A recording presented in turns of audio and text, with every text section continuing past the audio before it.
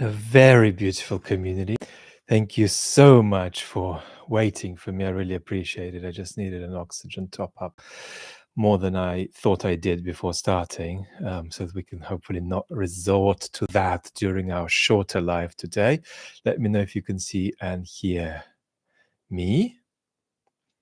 Hello, Russell. Hello, Rachel. Thank you, everybody, for being here. Nice to see you. Sound good, Corinne. Lovely. So, we have this beautiful ritual whereby I travel upstairs into the comments to see what was left before. And I'll try to give some answers. But really, I wanted to come on today. Couldn't do a chat earlier for health reasons, just to give us a little bit of a sanity and grounding, because I know that a lot of people are freaking out. I can see that people are freaking out. How much are you freaking out? 0 to 10. Give me some numbers. If 10 is like ultimate freaking out, how much are you freaking out? Give me some numbers. Dr. Tough Guy is asking, does what you call narcissistic supply help explain the tariff shenanigans, that they're on and off and off and on, and the details are bizarre and weird?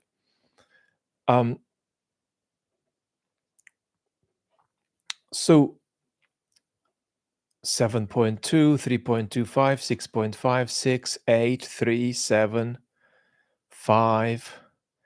Quite high, guys. Quite high.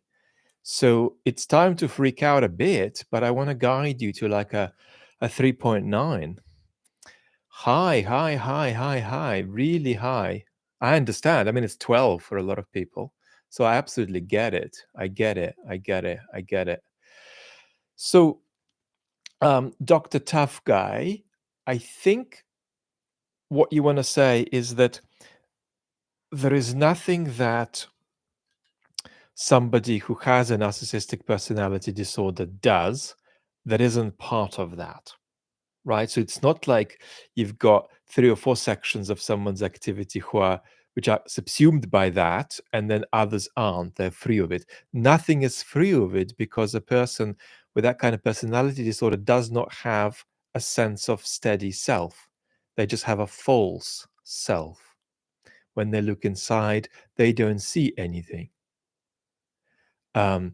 All Trump has to resort to is a false self that needs to be fueled by certain kinds of theatrics that are either about receiving adulation or just about being recognized as powerful enough to cause misery to other powerful people without them being able to do anything about it. That's a kind of sadistic version of narcissistic supply that we saw in the Oval Office. So all of this I'll talk about in detail on the main channel video that's finally got recorded, but had to be done line by line, because when I plan what I want to say a bit more, it's harder to deliver it for health reasons. So it's finally recorded, just needs an edit from me as soon as health allows, I hope this week. Now,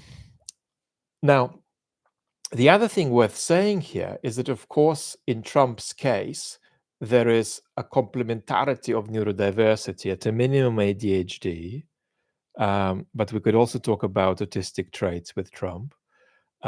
He's very, very rigid about certain things, right? He's a guy who has to fly back to Mar-a-Lago. He can't stay in a hotel, even though he's done 2 rallies in different parts of the country. He has to use the same phrases over and over and over and over and over. Hygiene is very important. So there's also that direction of conversation, as well as ADHD on top of NPD, and these 2 things would fuel the NPD. So there's a very, very big wash there. At the level of beliefs, what's worth saying is that Trump has very few beliefs. He just has dispositional states that float. But of the very few beliefs, he has about 6 or 7. Tariffs are one. Like, what he's saying about tariffs now is sort of stuff he was saying back in the 80s, and he's kept that, and he keeps going back to that, and he can't snap out of it. So tariffs are very much a kind of a procedural default for Trump, that he's going to end up sort of coming back to. But the erratic nature of what he's doing is absolutely to be explained, right, by the narcissism and the way the narcissism is fueled by neurodiversity. So that's a taster, but more systematically on that we'll deal with on the main channel. Now, Nika is saying, how worried should we be about Trump overtaking the judiciary? So when we talk about democratic decline and institutions breaking, what we're typically talking about, Cryptantha 7 out of 10, what we're typically talking about is something like a situation where the executive says we're going to do something, a court says, no, you're not, that's not legal, and then the executive says, we're going to do it anyway, what are you going to do? And then we watch to see what happens. And if that kind of breakage in the system occurs over and over and over and over and over again, my pleasure, tough guy. We're gonna have much more proper answer to your question really on the main channel when that video comes out. But when that breakage occurs over and over and over and over and over again, that's when you begin to lose your democracy. Now, my timing here is that it's highly unlikely that the Trump administration can just break the judiciary in the next 4 years. But you know, losing the judiciary completely to politicization is something that's a realistic prospect for the 2030s, in my view, in the United States. JK, let's prove Vlad wrong in understanding, in underestimating our abilities to turn this around. Please do. And to a degree, it is always the case in politics that thinking it could actually make it so to some degree. That's why things like optimism and even fabricated optimism are important. What you don't want to do is sort of land in a position of superficial agnosticism where you say, well, we don't really ever know how tomorrow is going to look like. It just is a coin toss. That is a misunderstanding because you have certain social forces going in a particular direction. So if you have a current, on a river, you do have to say that it's going to be applying force to you if you're going to enter that river. You don't want to say there is a current, but when I enter the river, who knows which direction I'll drift it? No, it's there. So you don't underestimate it, but it's absolutely true that what happens is to a degree up to us. The question often is, though, that us is a very difficult category, right? It's a category, that relies on an increasingly fragmented us civically and politically within most countries we talk about. Let me just say one more thing, Dr. Tavgai, about your question. I forgot to mention, I think. A lot of people, you can see Anthony Scaramucci doing this right now, are saying, look at this Trump guy. His economic policy is insane. It's not that I disagree with it. It's sort of incoherent and crazy. And it's on any account of economic benefit for the country counterproductive. Why? And I think that this is going to sound slightly scary, but it also should be calming because it makes you recognize the kind of animal you're dealing with. But it's a feature of fascist ideology, as Jason Blakely, up to a point, was emphasizing on Twitter the other day, that in it, economics get subsumed to politics. That fascism can take a very anti-economistic view of politics. And we tend to take a very economistic view of politics. A lot of our conversation about politics is typically a conversation about economics. Too much so. And so a scenario where economic policy makes no economic sense, but progressively drifts to be a product of the whims of a leader who is leading a national project that represents the nation as it truly is, that's a fascist expression. And what you're watching with Trump is a situation where you have a kind of a blend of neoliberalism with a smattering of fascism. That's what it looks like. Fascism in the Trump project today is more palpable for its absence than its presence. It's more absent than present, but it's pretty present. It's nowhere near as present as in Putinism, but it's pretty present. It's just more absent than present. And so we have to break out of this um, reliance on a simple either or conversation about ideological divides, right? Um, you could say that there's a kind of a wash whereby it feels like, a quarter or half of what this administration is doing is inflected by certain fascist tendencies expressed in a hybrid form. There's nothing wrong with that. I do also, on top of a serious conversation about fascism, and by the way, there is a video coming up on the main channel also about whether Trump is a fascist and also about the ideology of Putinism in the next month or two, I hope. But when we talk about this, we should recognize this hybridity. Basically, that's really what I'm trying to say, I think. And therefore, we shouldn't freak out that there are fascist dimensions to what we're seeing. Now, the thing about the either or I wanted to say is that I do support a rapid either or usage of the fascist label in a kind of a limited sense. That's to say, I do think there's a rough and tumble political purpose for which you do sometimes want to say yes or no. Barry on the doorstep says, I'm busy, I'm stressed. Either I'm not going to use the F word, or if I'm going to use the F word, um, let me just say that, um, you know, it's got to be clear. So tell me when it is and when it isn't. Um, I don't want to be messing around with this. And if we've got a Barry on the doorstep like that, then what I would tell Barry is, look, Barry, think of it as becoming an F scenario when people are arbitrarily disappeared in the middle of the night um, by the state. Now, some people might argue we've got a story already of a pro-Palestinian protester being disappeared like that. Well, then you can debate the details of that case, and you can look at the numbers on scale on which it's happening. But basically, when people begin to disappear for their political stance in the middle of the night, that's when it becomes F in that binary distinction. But primarily, we don't want that binary distinction. I think pretty much everybody in this community is capable of not doing a binary distinction.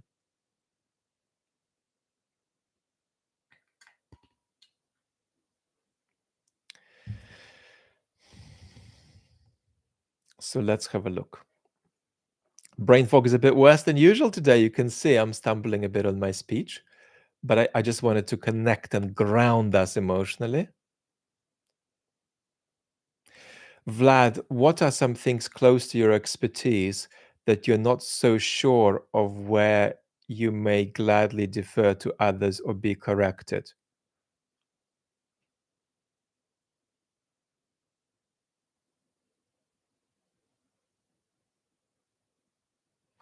Are you trying to say that kind of gray ground where I'm saying this is my expertise, but I'm also close to a border where I need to pass the baton over? Are you asking for the gray space, or are you asking for where I'm clearly not expert?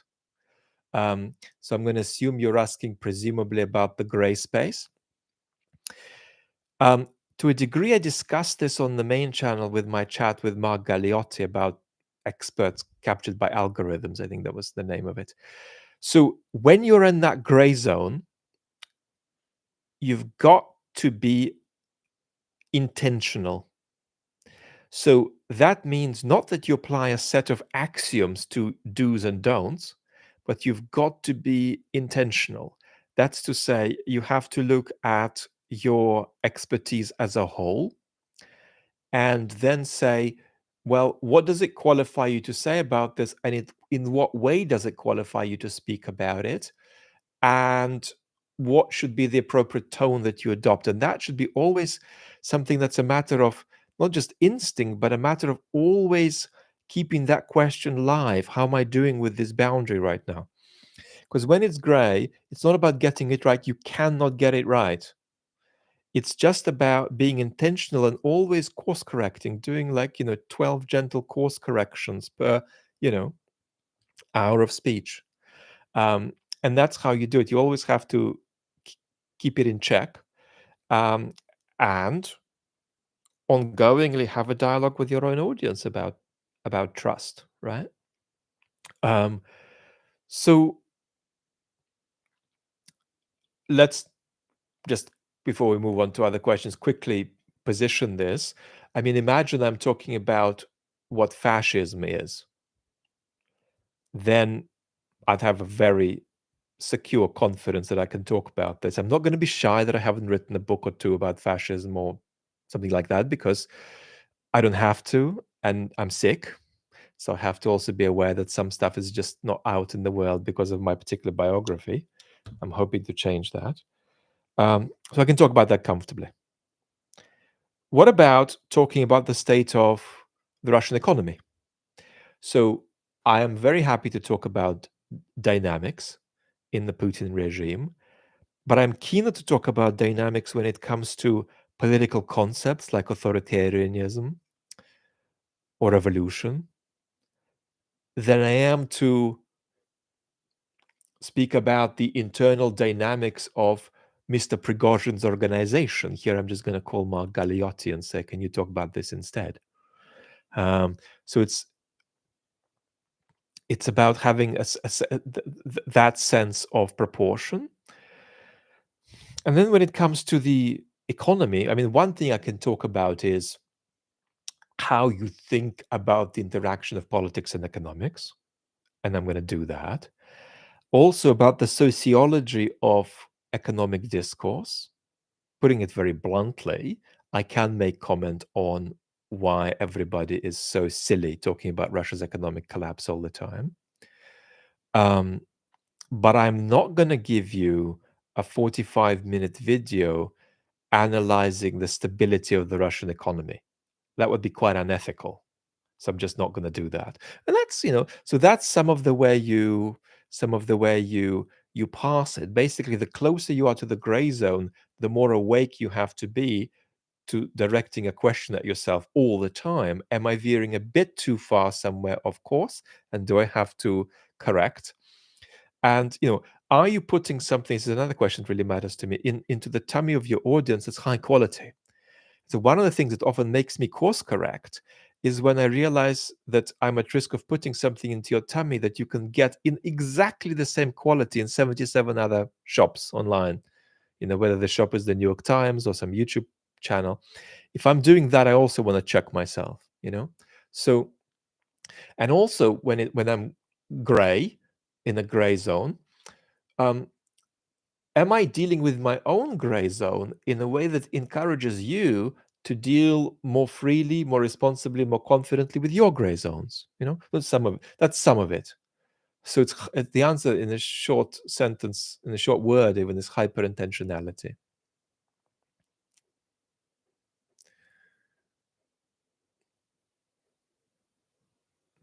Tammy, hey. Vlad, my sister became a full-on Trump MAGA supporter 3 years ago. She's slowly, before my eyes, changed from kind, sweet, never yelled at me, to stomping out of the door if I don't agree with you. What can I do? Oh, for goodness sake. Tammy, that's hard. Really hard. I think it depends on the depth of your relationship. So I have a little sister. My sister is 9 years younger than me. Um, my sister left the Soviet Union when she was about 1. So my sister, unlike me, is really basically completely English. What would I do if my sister became a Nigel Farage supporter?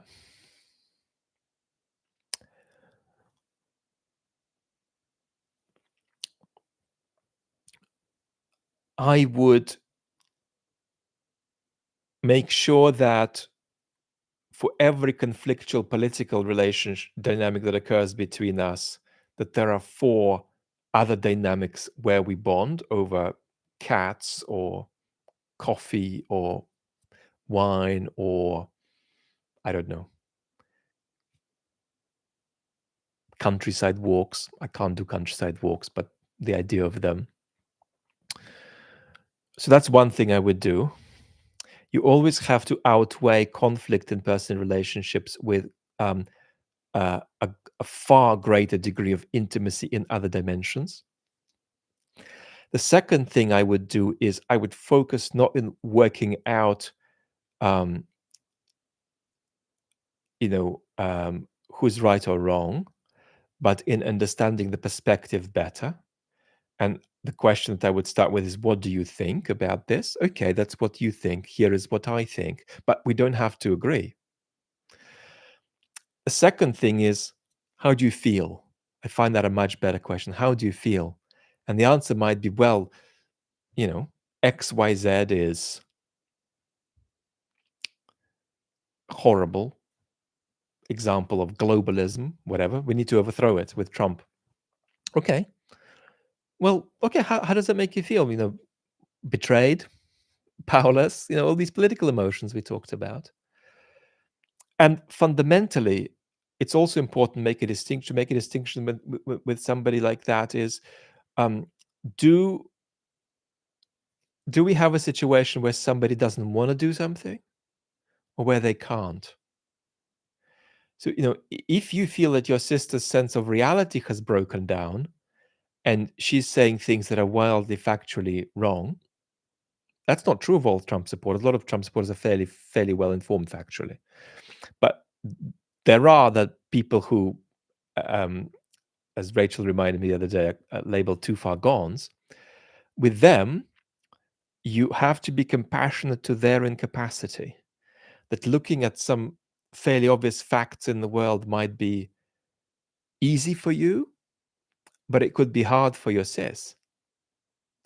And this is something very difficult for us to understand, that something that can be very simple for us can be hard for somebody else, but something hard for us can be simple for somebody else too.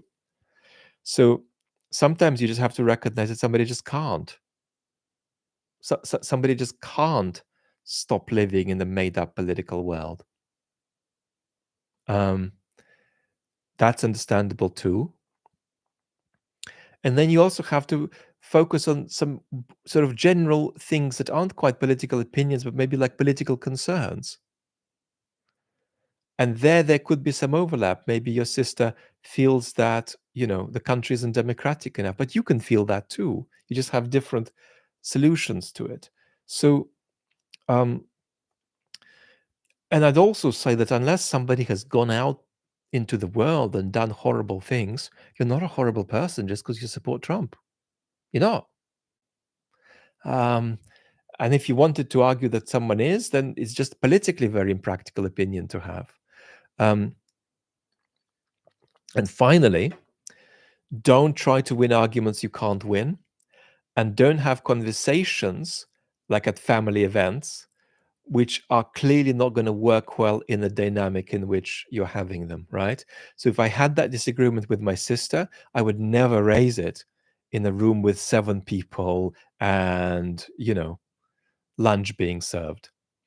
I would raise it one-on-one when we're having a cup of tea together, and they would say, how is your Trump love going? Are you still as in love, more in love, less in love? So that's the beginning of it, but it's very difficult indeed.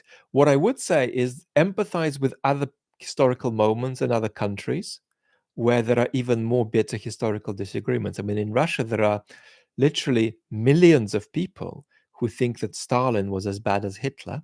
And then there are millions of people who think Stalin was like the greatest leader the country's ever had. And these people share family dynamics. That's as shocking as Germans disagreeing with them between themselves on what happened in the 30s and 40s. So it's bad, but there are also degrees of this. That's my best shot for today.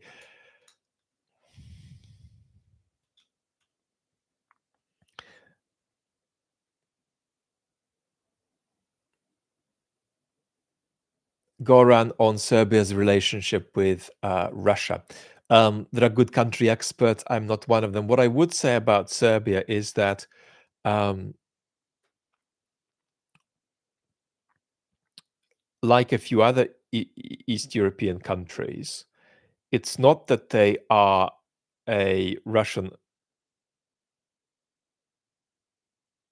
they're trending toward being a Russian ally. It's that they're working their interests in a particular way and the dysfunctionalities of their politics in a particular way. That means that they often do in between kind of stuff. Um, I would even go as far as saying that, Orban's alliance with Putin is not very deep.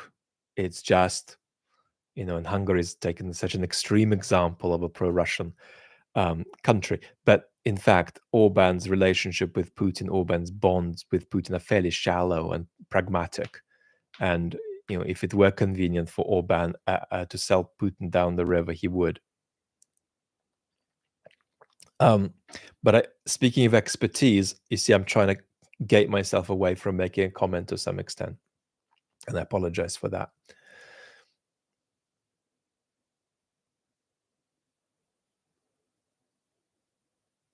Mario is asking, what's the deal with the re-romanticization of 19th century politics in Trumpism? Nobody alive remembers. Well, to some degree, it's just to do with a couple of newspaper clippings that Trump has put together in his own head, and also the important role for certain fascization trending political projects for ethical nostalgia. That's a very important part of certain kinds of um, right politics, especially if they're trending in a slight F direction. No questions, just thank you for a bit of sanity. My pleasure.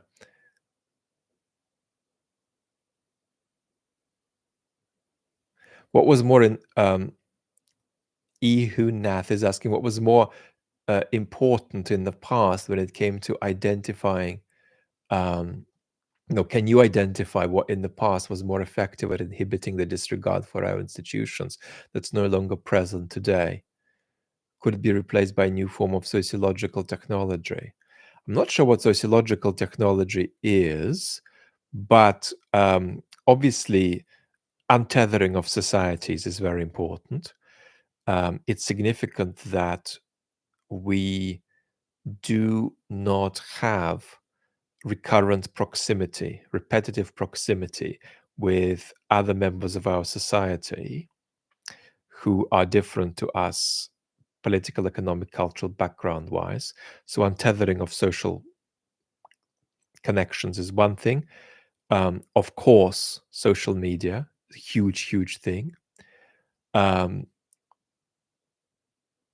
Third is, I'm just reciting my causes of democratic decline here, really. Third is this story of various very hyper individualistic ideologies of self realization, which make it difficult to talk about all of us being in this together, tied by the value of solidarity, on which any story justifying institutions just depends, because they're for all of us together.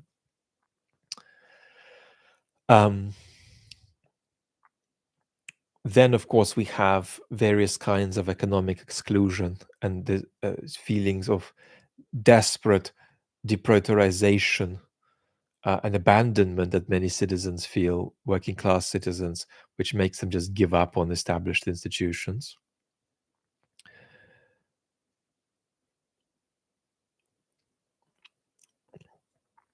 Now, the sheer degree of polarization that we've ended up with today also encourages a lot of institutions to play defense, not offense, which means political institutions play defense by just riding the waves of public opinion rather than leading.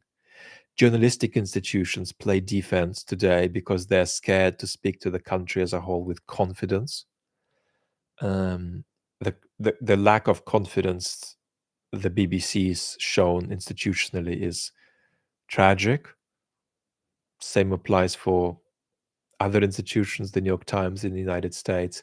So that's some of the conversation. You begin fixing it by helping people touch politics. So you start with local politics, you start with various kinds of, you know, assemblies that are there to contemplate future direction for the country, citizens' assemblies. You have to bring into the school system questions about how you live in the social media world. And that conversation needs to continue on. From the older generation, Charles Taylor is talking about this, one of the two greatest living philosophers. From the somewhat younger generation, German political scientist Patricia Nance is talking about this. Regenerative techniques for regenerating democracy, and we'll be looking at that more too. Marek, as the situation gets more bleak, it's getting harder to think in abstract terms like we do on this channel. Fear takes over quickly. Look, a lot of you, I promise, will feel a bit better 18 months from now, because part of what we're dealing with is just the shock of the new. When it's bad but less new, we will adjust and we'll be better both at talking about it prosaically in terms of practicalities and in a big picture sense. So sometimes you just can't beat time, you know. This will feel less scary.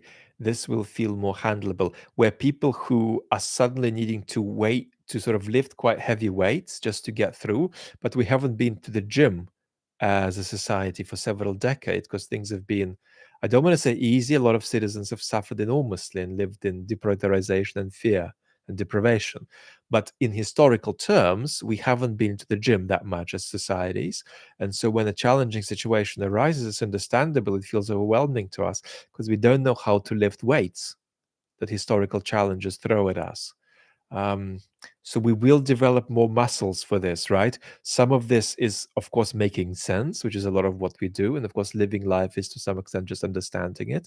But a lot of it is resilience, and resilience is muscle. And resilience is different to mental health. Mental health is more difficult, it's more complex. It's harder to have good mental health than it is to have good resilience. Resilience is more like a muscle you can train, and we'll be training it as we consistently deal with, challenges that are coming our way. And you'll also recognize that, oh my God, the damage is bad and corrosive, but our democracies are still standing.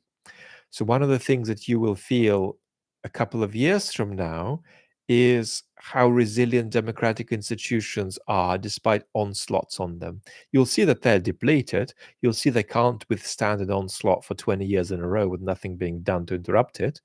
But you'll also see their resilience, and you'll say, okay. We're out at sea and our boat has got lots of wear and tear, but we've been here for a while and we're not sinking. Okay, good. Let's see how we can work with this, right? How susceptible is the UK compared to the US to the rise of populism? France, Germany, and the UK are very susceptible.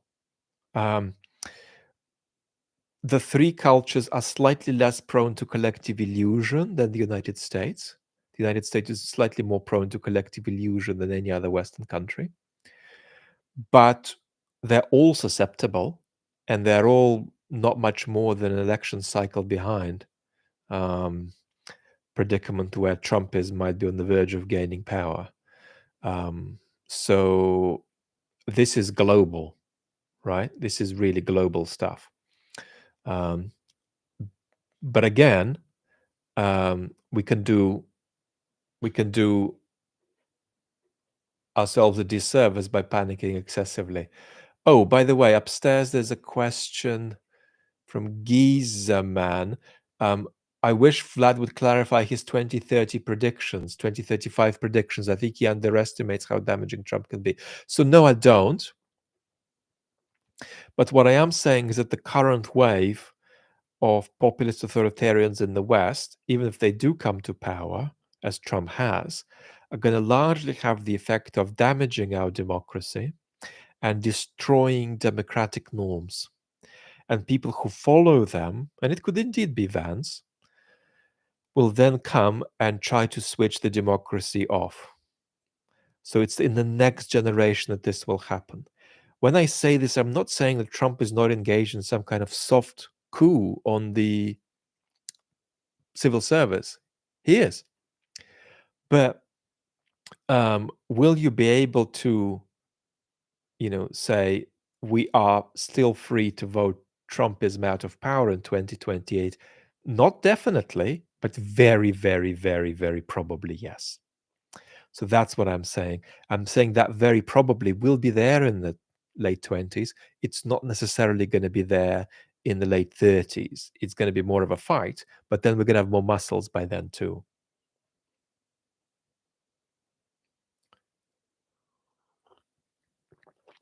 What about the question of whether TB is asking the Europeans should cling to the US or they should go with the continent? The UK has historic beef with both, but cannot rely on its own empire anymore. So,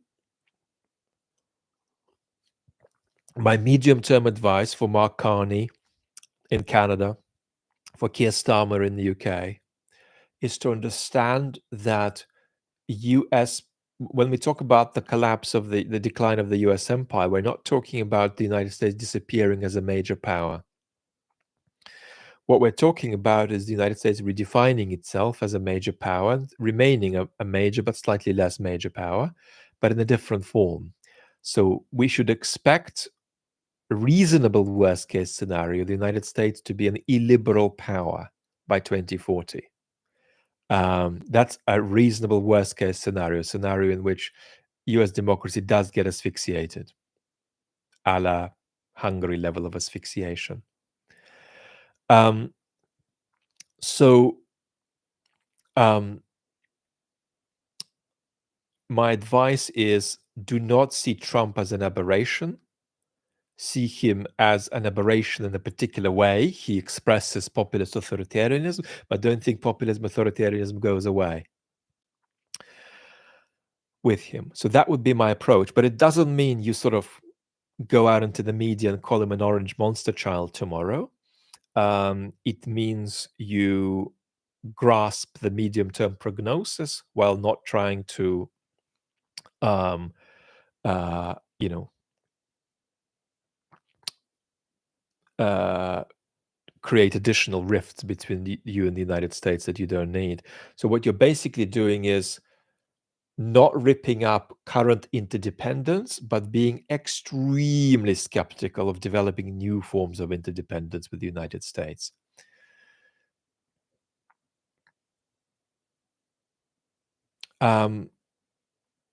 Thoughts on Mark Carney? And Robotic is presumably asking who would win the Canadian election, national election was held today. Well, I think Mark understands what I've just said. I think that's very clearly his view, that this is not an aberration, this is the new normal.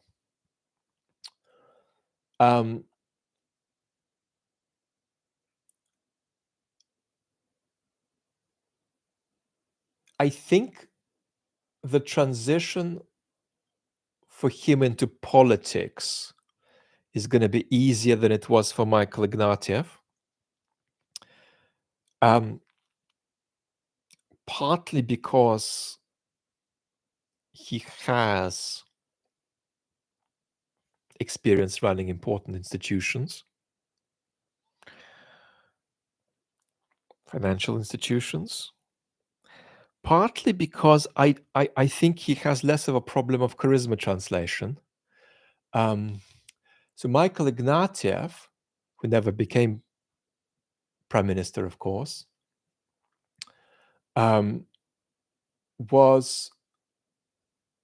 he's much more charismatic than Mark Carney, all in all, as a person.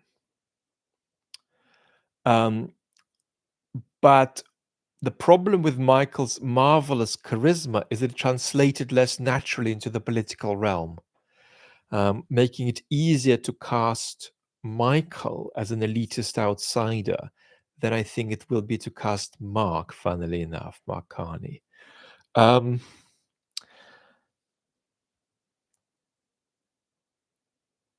Now, is Carney politics technocratic centrism of the kind I criticize? Yes, it is.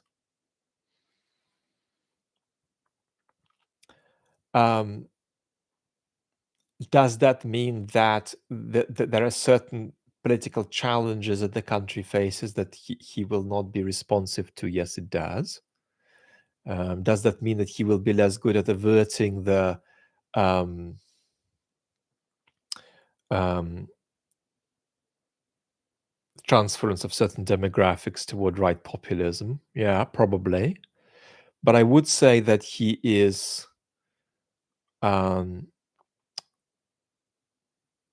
probably more flexible and more bold than our Prime Minister Keir Starmer. So that combined with his institutional experience means he's certainly a solid hand for a candidate that's being absolutely smashed by these erratic waves of Trumpian politics.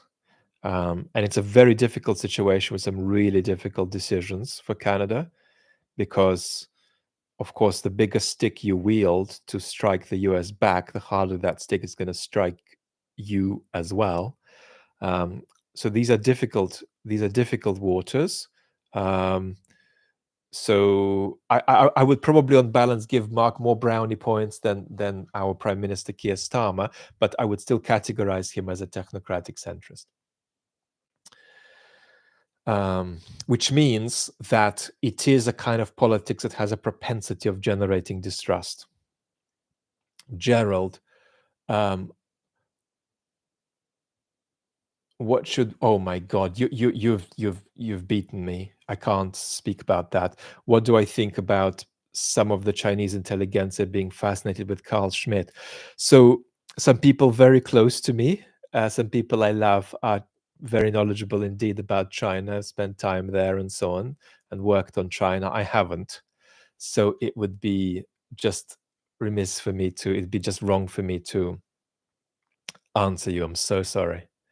Jason, Russia is not the Soviet Union. Shouldn't Europeans be capable of defending themselves from a weak Russia? Militarily, yes.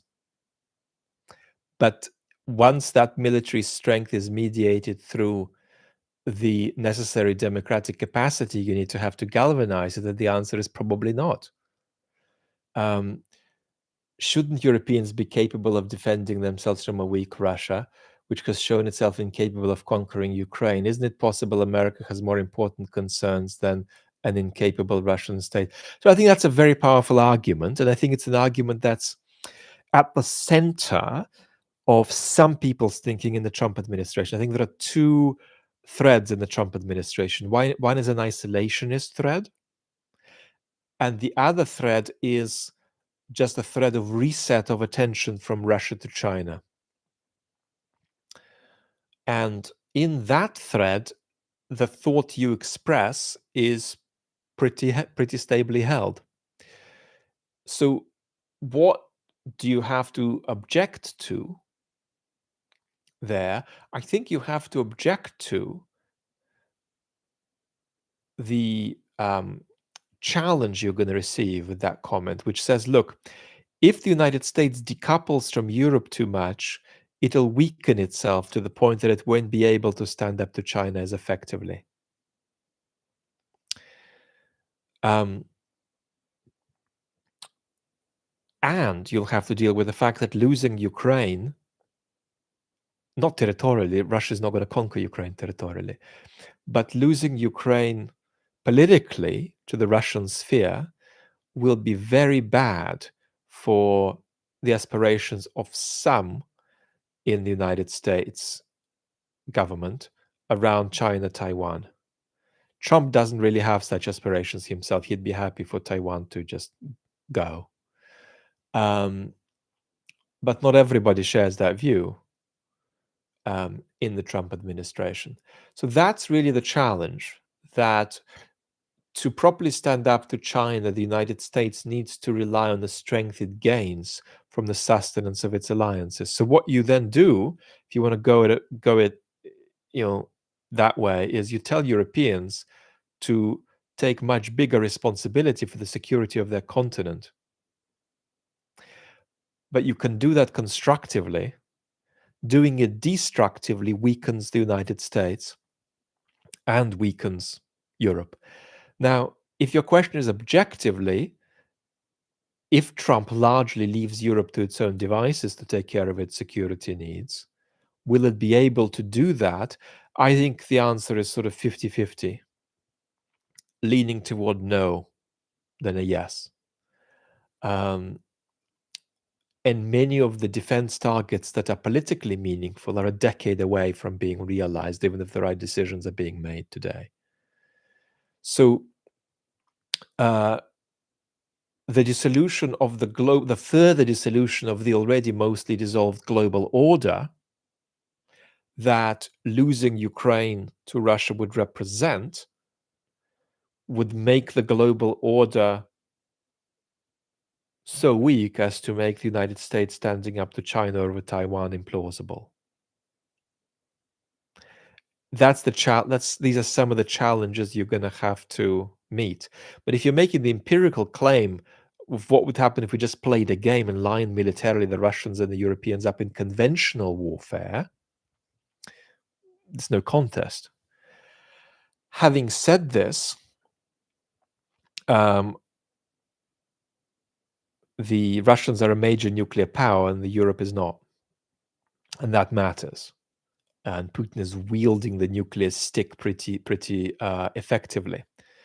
And then the other challenge, I suppose, one more you'd have to meet, is that the Russians are in a double alliance with China based both on economic convenience, but also on the desire to disable the United States' role in the world.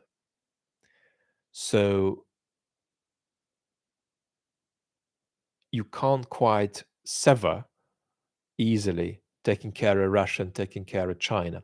Some of the challenges for you. Vlad, how familiar are you with the history of Japanese fascism? Not particularly. Or right-wing Asian authoritarianism in general, Mario? Not particularly. How do you think Lukashenko sees himself fitting in with Putin's imperial ambitions? Daniel is asking, would he sell out Belarus to Putin if it would work in his favor? Yes. As I like to joke, Lukashenko would literally run for political office in Russia if that's all he could do. So that's roughly where we're at. And something like the current state of Belarus is what Putin would like to see Ukraine be in his ideal case scenario, although he knows he's not really going to get that. Which type of politics is least likely to generate distrust? Anne is asking.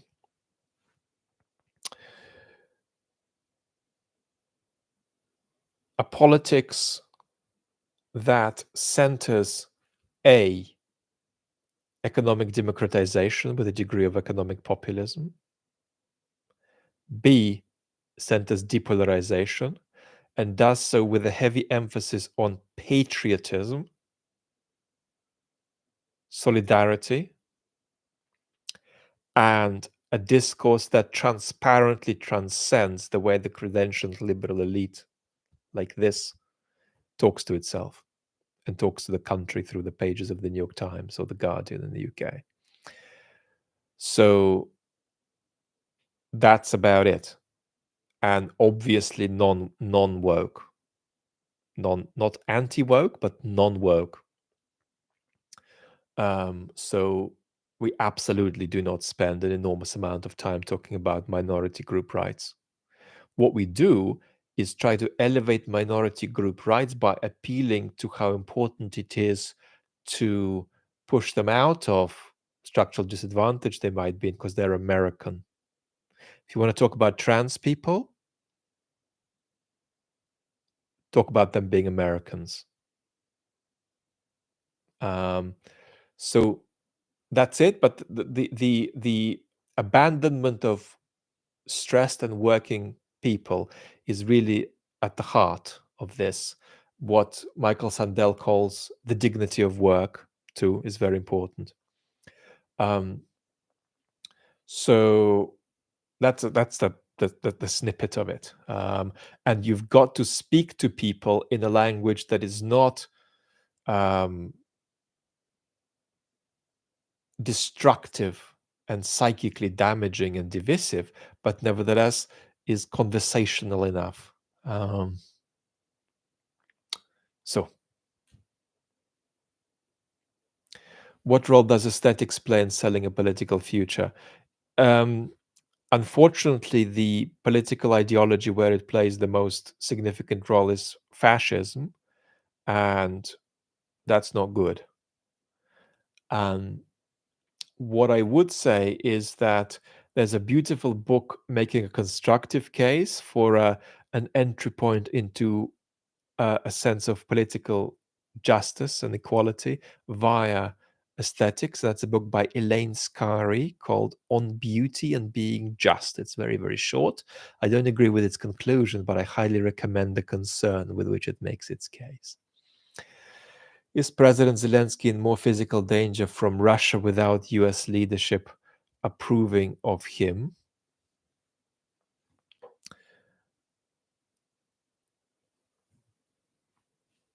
Possibly. A bit. A bit. But I wouldn't say that's a significant factor. I mean, the Russians also are aware that it would be very bad for them to be associated with something bad happening to Zelensky. So, yes. And unfortunately, while Zelensky is free to live a life post office, unlike Putin, who can't live any life post office, Zelensky will have to deal with a modicum of danger, which won't fully go into abeyance until the Putin regime collapses.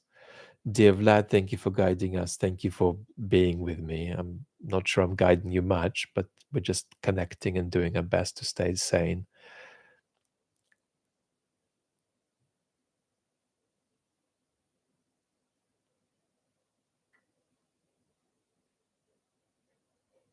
Brian is saying pivoting to Asia may be a very superficial thing and not mean anything for the US administration.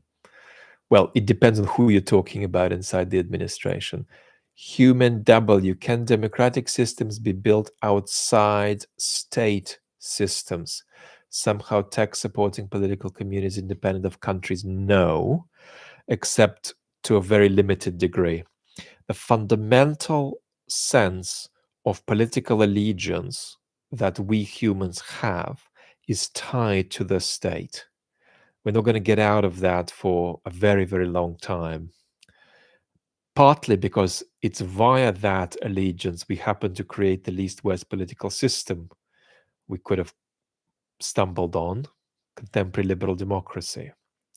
So it's always going to be about that. To supplement national institutions, where we want to move is to the local more than to the global.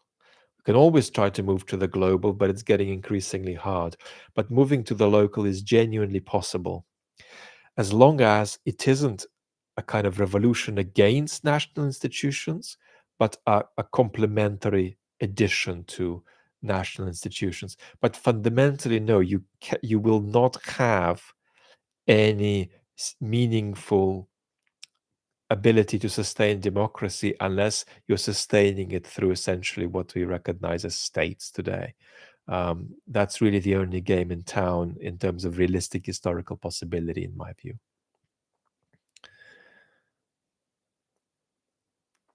Stasis is saying, should the Democrats have caused the disruption during Trump's State of the Union speech? Should they have caused more of a disruption? What tactics should they take up?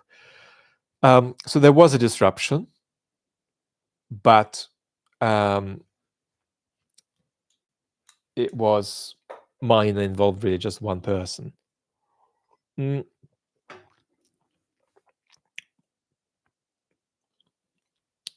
I think that the direction of your question is right, although I'm not sure that standing up and shouting during the State of the Union speech would be necessarily the way to express that direction best.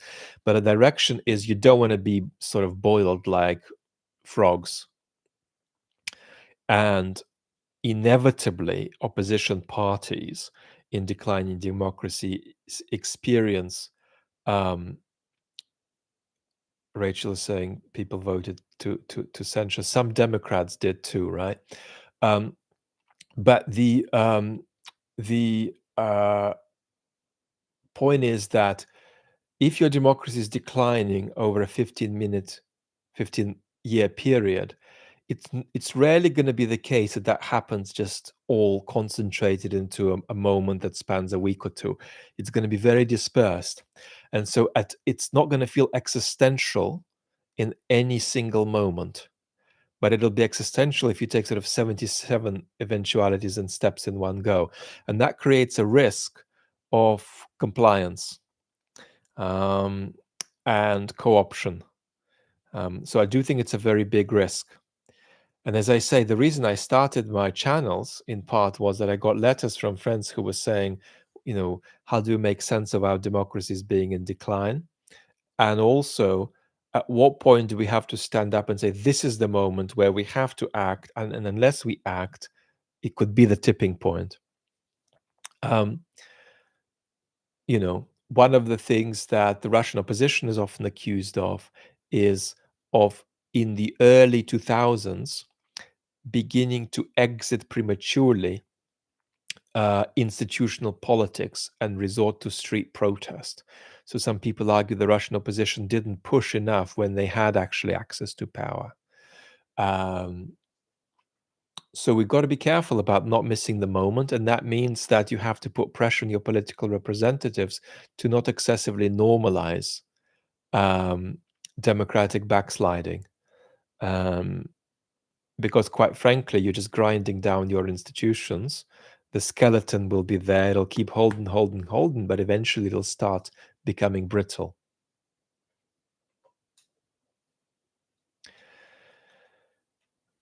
How dangerous, Dominic is asking, do I think the sort of Vance-led neo-reactionary movement is in the near future? As I say, my view is that it's very dangerous, but that its chance to succeed in breaking US democracy is more likely to come in the 2030s than 2020s. The ship is coming out of the bay, CR Matheny is saying. Where are we going? If it's nowhere, this feels nihilistic and scary. Do you see it that way?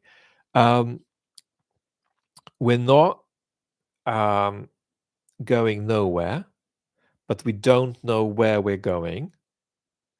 And one thing that is certain is that we're never going to return to the bay which we left. So it's going to be a long journey with different stops, perhaps along the line, and with quite a few stretches of bumpy open water. And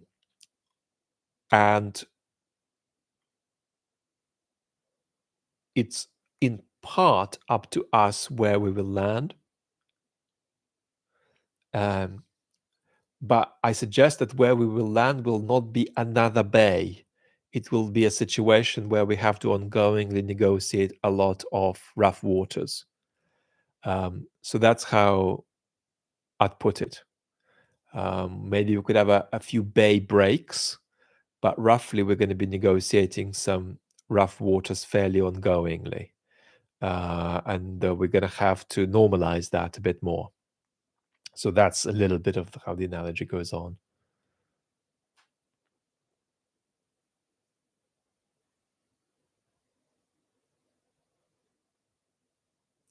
Prism is saying it's very difficult to get a modern liberal to understand that there are lots of people that are not motivated by self-interest in the terms that they think of it. You presumably mean perhaps economic self-interest. And I think that's right. I think Trump is um, himself not that motivated by economic self-interest. He is motivated by attention and fame, mediated through the narcissistic story we'll talk about soon. And I think where your point is important is if we look at some of this attack on the civil service in the United States, we have to appreciate, this is what we were saying the day before yesterday, how ideologically motivated it is. So that's really important to appreciate. There's a lot of the worst things that have ever been done by human beings in history have been done out of certain kinds of principle. So we have to appreciate that. Can democracy survive in the age of social media? Yeah. I mean, I'm saying most democracies will probably be here by the end of the 2030s, but some maybe won't. What I am saying is that the current state of social media is not conducive to the sustenance of democracy. I mean, the way we are in, aggressively segmented mental and fact worlds, which don't communicate between themselves, is very, very, very, very dangerous. And I mean, just look at us here. We are in a bit of a bubble, right? We're in a bit of a bubble here. We could make 4 or 5 generalizations that would cover a lot of people here. So we've got to watch out for that too. And the algorithms are trying to make our bubble be a more extreme version of itself all the time. Why are certain tech bros infatuated with neo-reactionary ideas? Because of the power of scientific prejudice in our culture, in part, because there is a tendency to think that you can develop technical solutions to non-technical problems. And because of the way that's fused with a certain kind of neoliberal prejudice that really says you can run a state like you can run a company. And then you add to that the extreme narrowness of these people's education. They're so profoundly illiterate about most social questions that they don't understand that they know so little about things outside that narrow realm of how to run a company, let's say. Doing politics is not like running a company. It's disanalogous in a range of ways. It's too laborious to elaborate. And when you've got somebody like Elon Musk, who gives himself very strong confidence by being very good at a few narrow things and being sensationally good at a few very narrow things, you have a risk that he thinks he's sensationally good in politics. But Elon Musk is so bad at politics, he risks being worse at politics than a random person on the street. And we love random people on the street. We respect their innate intelligence as citizens, but we don't expect them to be political whizzes. And Elon is so bad at politics that it's childlike, right? It's a kind of a commentary of how extreme talent doesn't run all the way through, right? I mean, just because I am a low-level philosophical genius,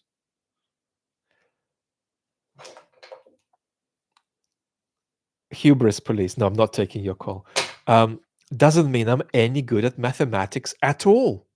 It doesn't mean I'm going to be better than a 16-year-old at mathematics. There's just no translation there at all. You know, you can take somebody genuinely extraordinary on an historical scale like Mozart. Mozart, in virtue of being one of the 4 or 5 greatest manipulators of contemporary musical language in the West, manipulator in the positive sense, doesn't become a good politics commentator in virtue of it. Mozart could be a worse politics commentator than half of us in this space. So that's another problem with a lot of these tech bros is spectacular lack of understanding that there are qualitatively different types of knowledge, and that you actually do move into a new realm when you come out of technical knowledge or economic knowledge or certain organizational knowledge in the private sphere to knowledge about how a society operates.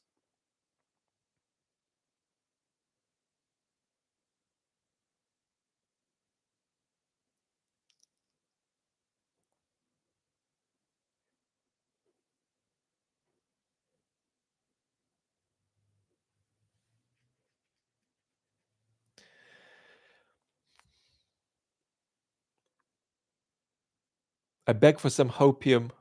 Marek is saying, any good developments? Dems are waking up. Bernie's blowing up in my bubble. It's scary how alone Bernie's voice is, right? You turn on the internet and you look for constructive criticisms of Musk and overreach. Bernie is there, but we need 7, 11, 17 Bernies, so more. And we need a situation where the world can turn to the United States and say, okay, if we want to talk to the part of the country that doesn't like Trump, who do we talk to? Who do we call? You know, who are you going to call? The Ghostbusters line. Um, that's a problem. But I mean, hopium is not good, but hope is good. And there's a lot of hopeful stuff to say. I mean, the United States democracy will survive the Trump term in all likelihood. That's important. And you had also a peaceful transition of power. That's important. Um, and the country has the ability within it to push back against authoritarian populism over the next 10, 15 years. But what we have to understand is that um, it's a kind of necessity that we've ended up here relative to the kind of politics we were running. This is what happens, right, post Obama and Biden. So it's very important that it's that's the problem as much as the Trumpism. That politics was working quite well in the 90s. It just stopped working. So you also have to understand that this is not some kind of magical eruption of primordial reactionary forces. This is a clear expression of the kind many people were warning about from the 1990s, of a certain kind of politics not being enough, not meeting the needs of the country, leaving too many people behind, and so on. So you have to also recognize that there is something good in recognizing that, because um, if, and this is unlikely but possible, but if the Democrats fully grasped some of the criticisms of their recent politics, they would be 5 times more effective at tackling Trump. In fact, Trump is not that difficult to beat in 2028. In fact, if Kamala Harris, despite being added onto the ticket in a somewhat undemocratic way, if she had a different political personality, a different relationship with leadership, and more of a sense of a national project with an emphasis on economic empowerment of Americans attached to an explanation of what she was doing, she'd have beaten Trump. Literally, if Kamala Harris did a few things different in that several week period, she would have won. Trump was very easy to beat. So that's another hopeful point. You don't have some kind of overwhelmingly asphyxiating Orbanite project. You have a bunch of semi-competent losers who can be evicted from power easily with a few half measures of competent politics. You can see that as pessimism inducing. Well, we are so hopeless we can't even get these guys out. You can see this as you can see this as optimism inducing. The United States does not need to jump through some magical hoops to get these guys out. A few fairly standard moves will do it. It's just a question of whether the politics of the Democratic Party will be up to it.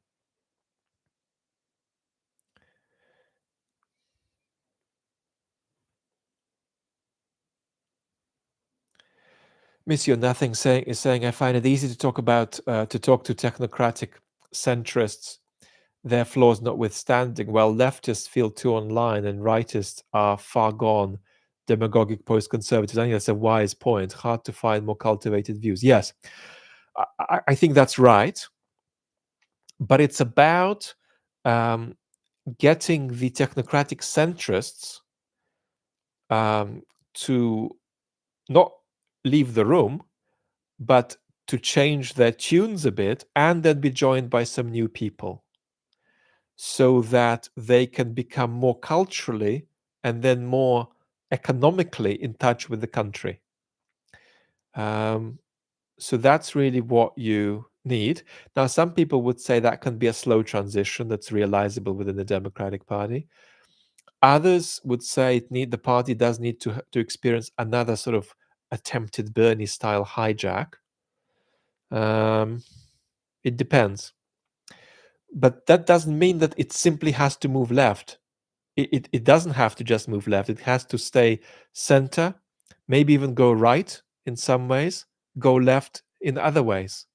Um, Inevitably, it can't go left on immigration, but it can go left on economic populism.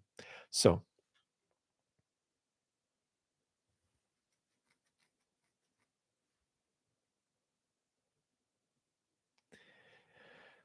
drinking espresso is wondering is the lack of opposition to Trump today in the United States is a sign of how weak our democracies are. Well, partly yes, partly it is a reflection of how the political system, well, not your Canadian, but how the political system in the United States works. It's not very conducive to giving the Democrats right now an institutional capacity to resist, which in a political system like the UK system would be easier, for instance. So they will make some progress, the Democrats. But of course, the impoverishment of discourse is a sign of trouble. In other words, they're silent for the same reason that they lost. They lost because they didn't know what to propose, they had no vision. And now they're silent because A, they have no vision, and B, they have no idea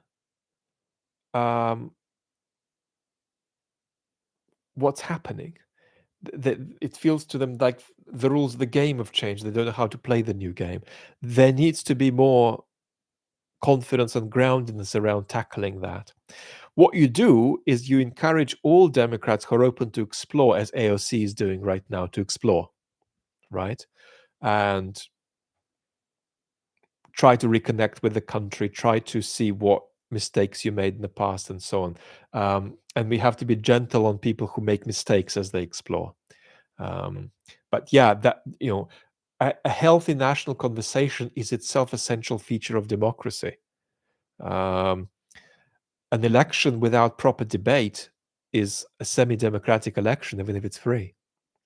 So we absolutely need the Democrats to regain their epistemic equilibrium. The democracies, Daniel, that are best positioned to survive democratic decline are democracies that A, have the biggest institutional complexity, where you need to knock out 6, 7 checks and balances, not just one. So the more institutionally complex your democracy is, the better. And that's good for the United States because it's one of the most institutionally complex democracies. And then you need to avoid the ghastliest forms of polarized toxicity. And here the United States is bottom of all Western countries. But it is near the top in resilience institutionally because it's got so much institutional complexity. Um, it's a very long journey from now to a situation where some kind of autocrat manages to asphyxiate political pluralism in the United States. So it's easier for Netanyahu because Israel's democracy is much more simple. Israel's democracy is a democracy only within the 67th Green Line, of course, but talking about that democracy, it's easier to break that democracy. It's just institutionally less complex. You take out an institution and it's gone. With the United States, democracy is more complex.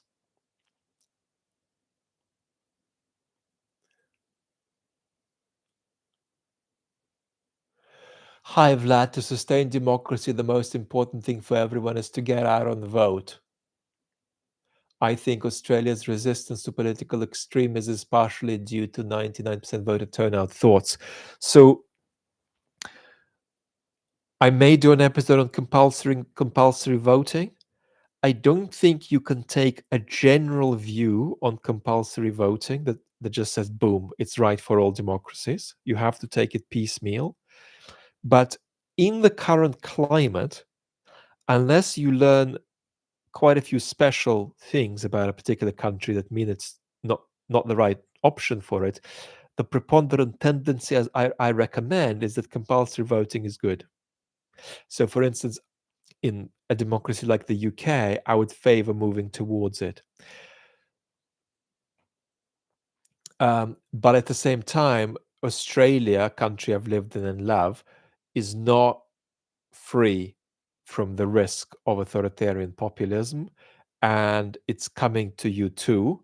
It may just be less extreme and slower to materialize. There isn't a country that's free from this. Smaller countries are more free, more homogenous countries are more free, but no country is free.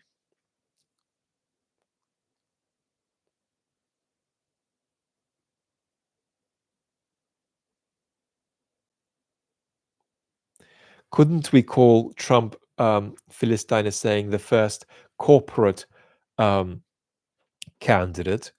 Um, because of course it's good calling out the political and philosophical end of Trump and what's wrong with Trumpism, but there's also finance, economics, and business playing a large part in this. And so, shouldn't we call him the first corporate president? Um,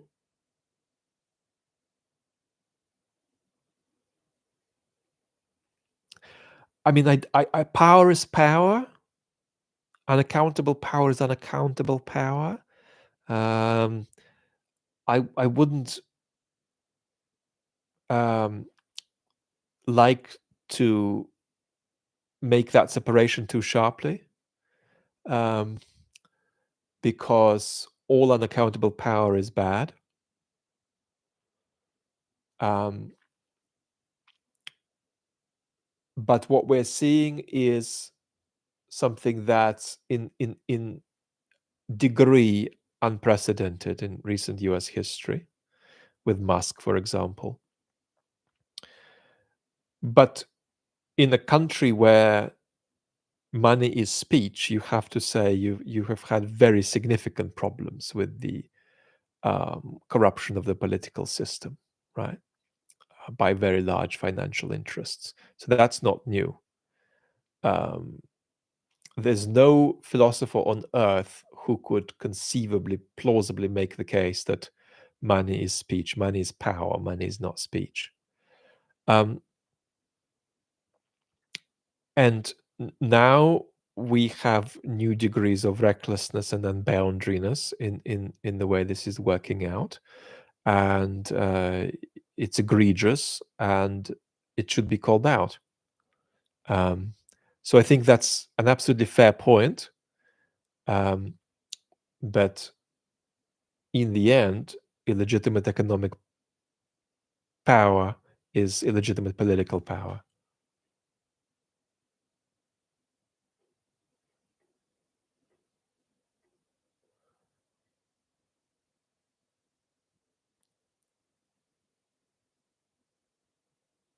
Let's have a little bit of a look. I thought we'd be shorter here, but I'm breathing okay for the last hour, so we'll just carry on till the 1.5 hour mark. Beautiful community.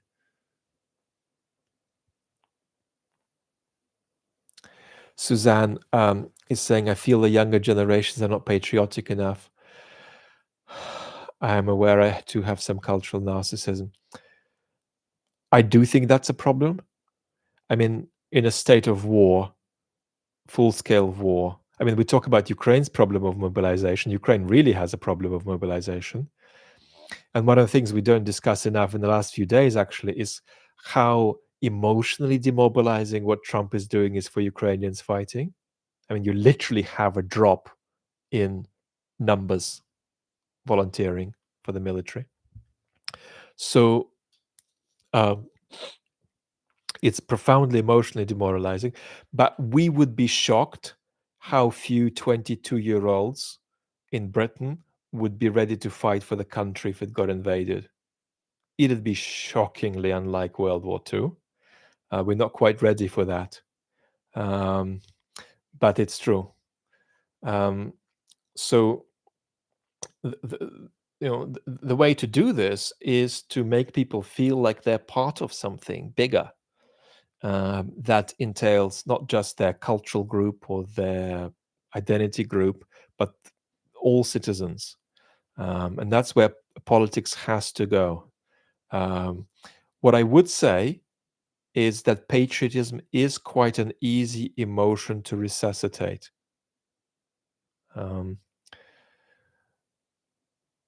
The speech that Joe Biden did before his cognitive decline began to diminish him for Hillary Clinton in 2016 is a powerful patriotic speech that politicians could borrow something from, actually. And Biden finished the speech powerfully by saying, "Come on, we're America. We're America. We own the finish line." So it's possible to regenerate patriotic sentiment. It does come quite naturally. Just look at sport. And that requires a certain kind of skill, but it can't just be surface rhetorical skill. It needs to be backed by a project, a political project, where you're actually able to speak and offer something to the country as a whole, not just to particular groups in it. So I am an optimist on patriotism because I do think it's something you really can appeal to effectively even today.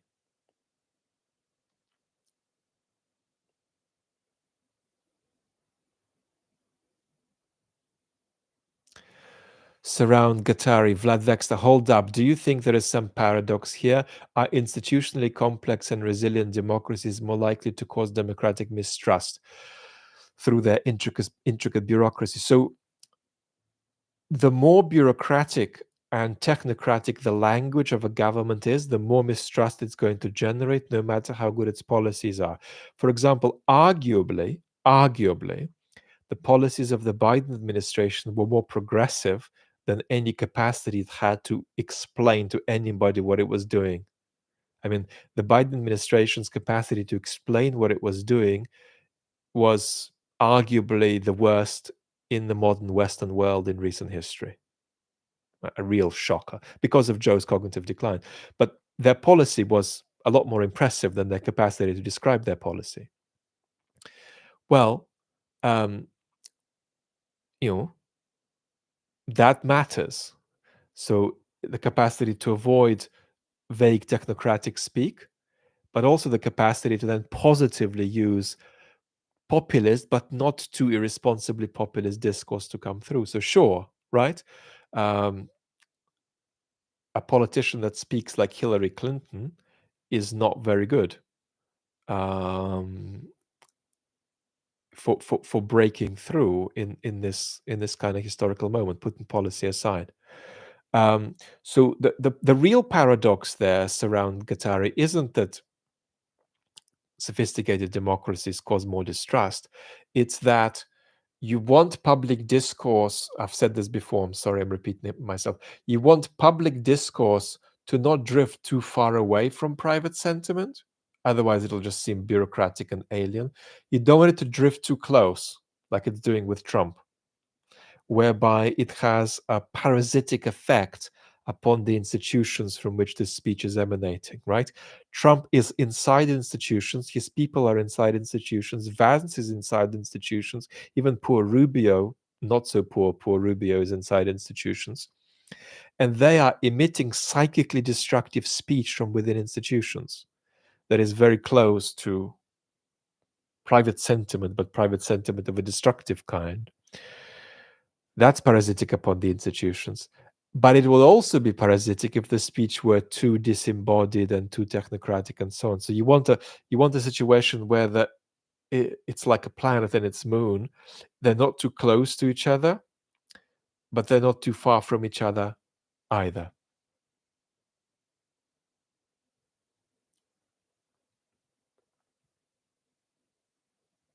Trump is the first reality TV president. Yes, it's very important, Gaffer Bob, to emphasize how much what Trump is doing is not politics at all. He's playing politics. And that's another reason, right?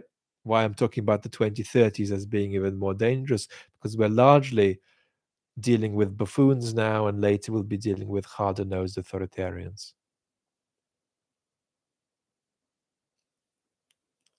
Any questions on Ukraine before we go? We haven't done Ukraine much today. Is there a crisis of a lack of empathy in the West? There's a crisis of a lack of empathy across the whole citizenry group. There is not a crisis across smaller groups. Um, in fact, there's this kind of ideology which often says, well, you can't understand my group unless you're part of my group. And nonsense is what we should say to that. If we try, we can do a fairly decent job. We're all able to understand each other reasonably enough if we try. So yeah, there is. And then there are various other kinds of sort of global crises of empathy. I'll talk about this on the main channel a bit, because I think that the exposure to tragedy as routine on social media inspires sociopathy. I mean, we're profoundly sociopathic as a culture. We're very narcissistic. We're profoundly sociopathic. And I think about that quite a lot over the last couple of years. I try to give you a balance, actually, a way of modeling my own reaction to the world that then you can not borrow, but actually just use as an example to build something different to it that works for you. For example, look at how I talk about what we've seen in Gaza over the last many, many months.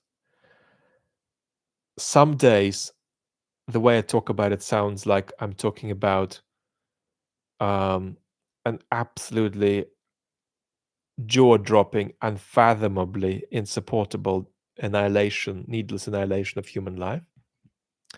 Other days, I talk about it as though, yeah, humans, politics, war,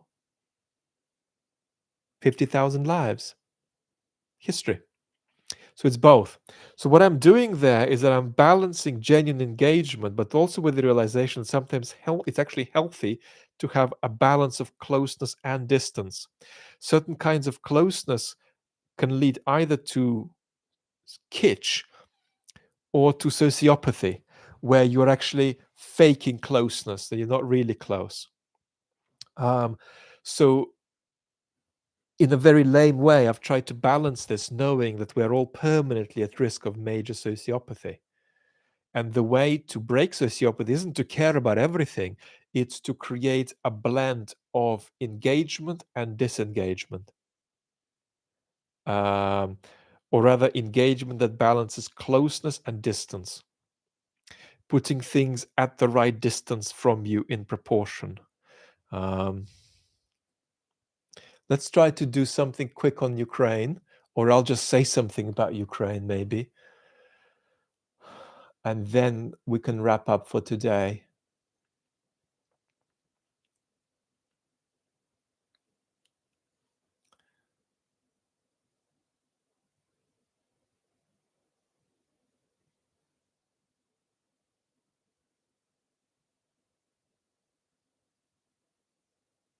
Rachel is talking about not deep but broad sentiment for Ukraine.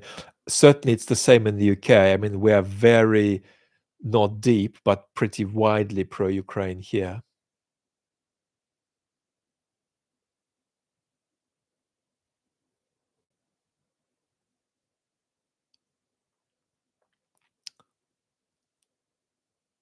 So let me just talk about one element of the challenge Ukraine faces right now, just to round off.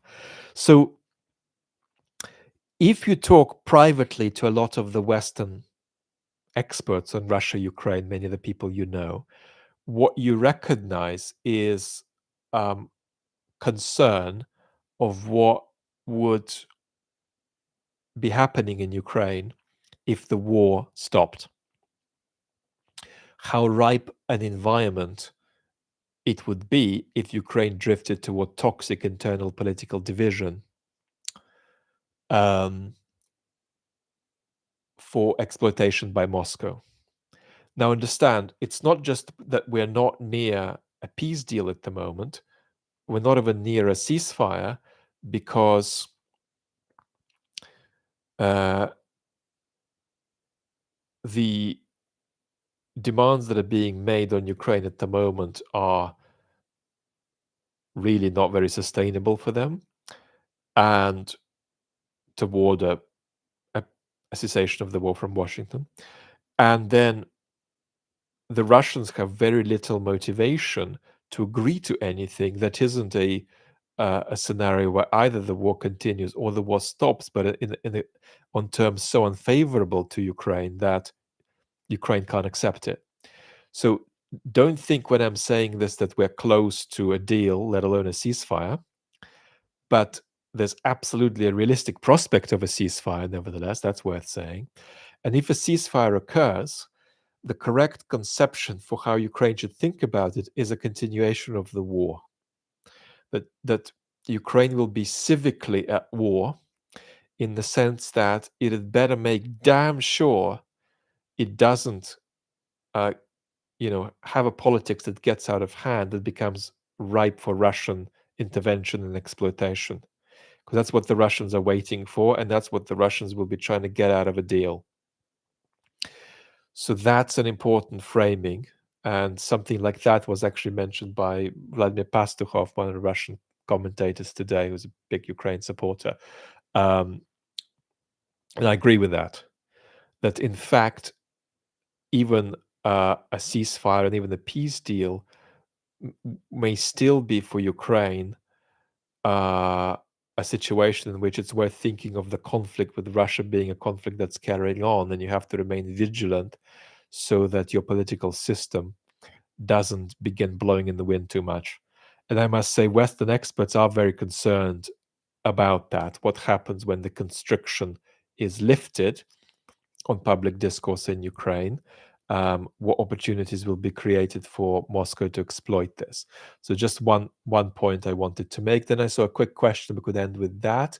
Serge is saying, how do you balance the value of free speech with the asymmetry of political life? For example, constructive critique of Zelensky without contributing to the narrative that Ukraine should hold elections. So, um, uh, well, first of all, that Ukraine should hold elections is a perfectly good argument to make, and I'd happily platform it on my channel. So it's a debatable issue. You know that historically I've expressed skepticism about elections in Ukraine for various reasons. So many people have left the country, so many people are at the front, so many people are under Russian occupation. So the question is basically, where are you and what are you doing? The idea that I shouldn't say something because it harms Ukraine is really a bad idea, because I'm doing analysis. In fact, it would harm Ukraine if I stopped saying things that harmed Ukraine, because Ukraine benefits from solid discourse about it in the West. Sorry, right? So, from my point of view, there is nothing I would omit. There's no criticism of Ukraine I would omit from discussion. And I think that, unfortunately, even some academic experts haven't followed that path. And it creates, first of all, a sense of unreality, and also audiences who are monkey-like trained to be intolerant of any criticism of Ukraine, which is ludicrous. So that's what I'd say about expert commentary in the West. There are some online activists who are trying to police speech. You know, some physical threats. Mark Galeotti, for example, received a few days ago for saying that Ukraine couldn't get all its territory back. I don't know what that was for, but that happens all the time. Certainly happened on this channel, but very rarely. And that's completely and utterly unacceptable. And you say zero negotiation with that, like zero negotiation. If you are an activist channel, I don't mind it. Like my friend Jake's last thumbnail is Russia will be defeated. I have no objection to that. If the New York Times ran that, I would. So it depends on what you're doing, right? If you're doing pro-Ukraine activism, that's fantastic. If you're doing analysis, you cannot yield at all anything. Now, then new questions arise. What should you do if you're in Ukraine, you're Ukrainian, and it's wartime? And I have spoken about that a little bit. And my answer there is that in my analysis, public discourse has been too constricted in Ukraine in the last year or two. That's to say that the conception of national security in Ukraine should be more physically based going forward, more physically based on, somebody's only endangering national security if they're doing something that's quite directly tied to something physically bad happening to the country. Somebody is not endangering national security if they're making an argument that has some kind of tenuous overlap with Kremlin talking points. So that's my advice, more like this. But it's very difficult to get that balance right in the middle of a war that endangers not your territorial survival, but endangers your political independence, and you're also abandoned by much of the world part of the way through. So that's extremely difficult. For us in the West, if we're doing analysis, it's very easy to balance, and you just can't compromise at all. You just have to say it as you see it. And the same goes for domestic politics, right? If there's a criticism to be made of the Democrats, it's worth making, rather than sitting there and saying, well, they're fragile, Trump's flying, I don't want to add to the muck. If you are in political office, of course, then it's different, right? It's not a good idea for the British Prime Minister to gratuitously say critical things about Ukraine, for instance. So that's some of how I'd balance that. Okay, let's do this soon again, and I'm grateful for our time together.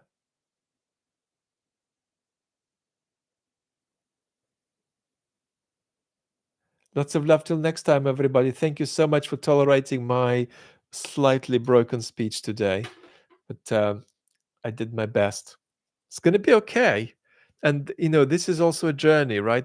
Nothing is going to happen tomorrow. It's going to be catastrophic. This is a journey, even a journey for Ukraine, and for us even more so. We've got a lot of time to deal with the challenges we face. So let's call out all the weeds, but let's not say that there's nothing but weeds in our garden. Lots of love till soon. Bye bye.